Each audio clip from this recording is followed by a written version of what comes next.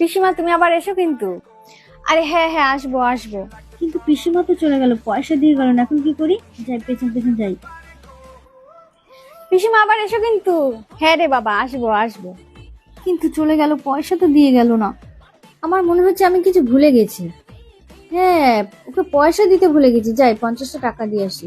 কিন্তু 500 টাকা ছাড়া তো নেই, থাক দিয়ে আসি, আমারই তো ভাইজি, আমি ছাড়া কে দেবে? মনে হচ্ছে পিসিমার মনে পড়ে গেছে। ইয়েস, আমি প্রথমে না বলবো না, ব্যাপারটা খারাপ দেখায়। বাবু এই নে 500 টাকা রাখ। 500 টাকা? না না পিসিমার কি দরকার আছে, কোনো দরকার নেই।